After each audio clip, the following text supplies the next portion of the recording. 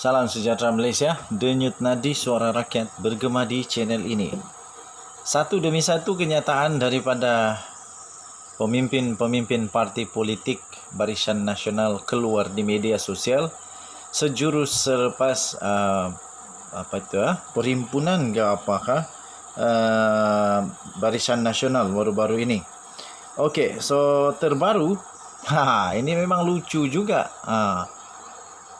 Orang ada pada peribahasa kata cermin diri sendiri. Di dalam Malaysia kini, satu laporan berkata Najib rakyat perlu hukum Perikatan Nasional kerana dosa besar pada negara. Najib berkata rakyat perlu hukum Perikatan Nasional kerana dosa besar pada negara. 1 Jun 2022 diterbitkan pada 3:09 petang kemarin di Malaysia kini. Saya bacakan untuk kamu.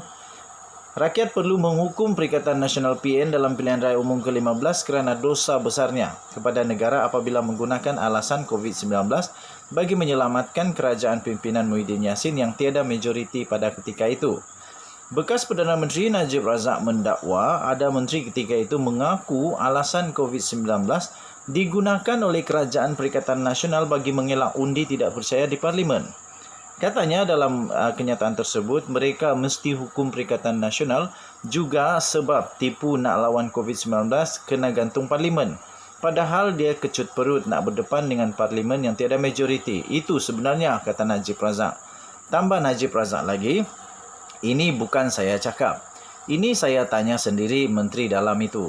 Dia mengaku saya tak nak sebut nama dia.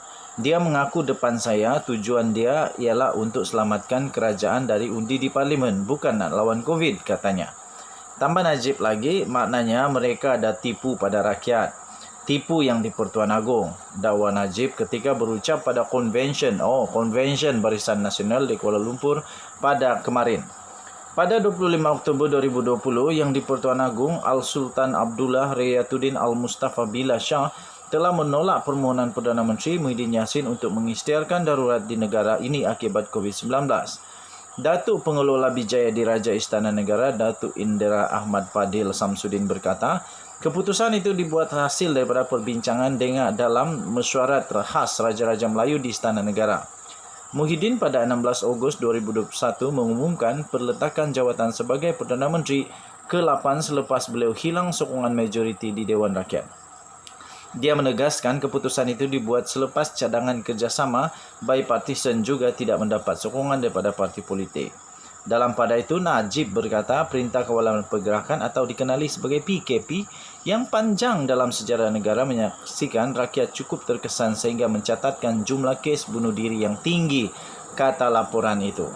PKP yang paling panjang dalam sejarah Malaysia, kata Najib Razak, sampai ribuan orang hilang kerja, peniaga gulung tikar.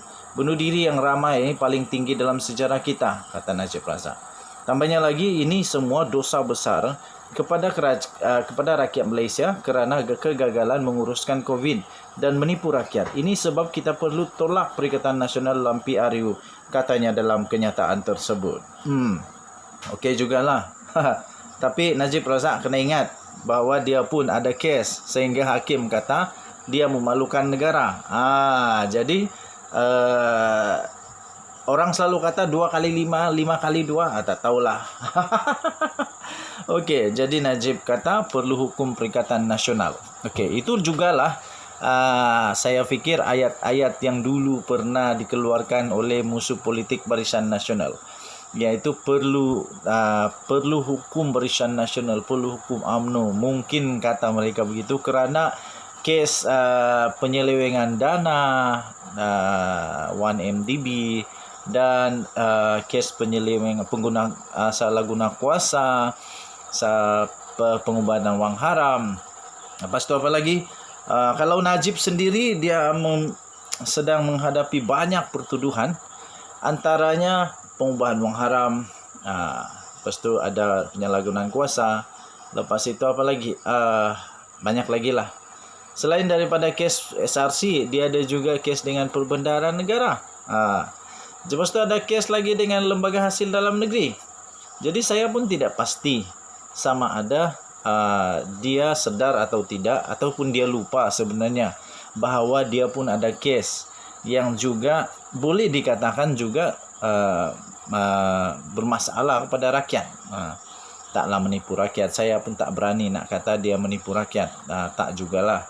Tapi at least rakyat terkesan. Kalau tak terkesan, taklah rakyat undi Pakatan Harapan. Sehingga Barisan Nasional tumbang.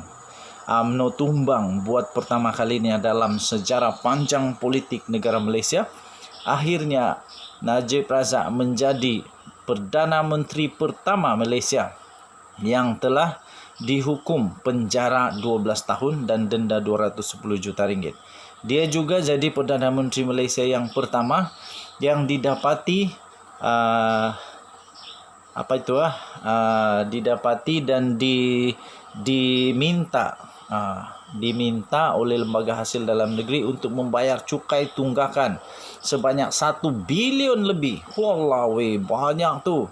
Dan sampai sekarang lembaga hasil dalam negeri, kalau saya silap tolong betulkan. Kalau saya tak silap, lembaga hasil dalam negeri sudah mengeluarkan satu permohonan supaya Najib Razak diisytiharkan muflis. Tapi kemudian ada rayuan dan sebagainya. Jadi kita nantikan sajalah. Okay, the point is Najib Razak pun masalah juga. Jadi saya tak fikir UMNO ada masalah. Okey, UMNO okey. Barisan Nasional pun okey. Tapi mungkin ada beberapa orang yang membuatkan Barisan Nasional dan UMNO dalam masalah. Masalah kerana bila sudah ada kuasa, macam-macam boleh terjadi. Okey, apapun terpulang kepada seluruh rakyat Malaysia buat penilaian. Okey, kalau rasa memang betul Perikatan Nasional perlu dihukum, tak apalah terpulang. Undi adalah rahsia.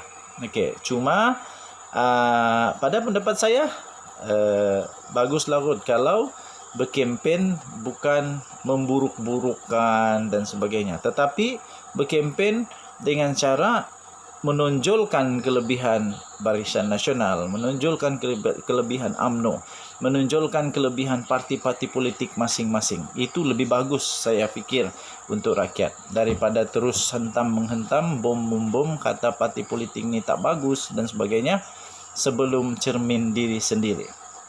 Okey, selamat hari Khamis kepada semua.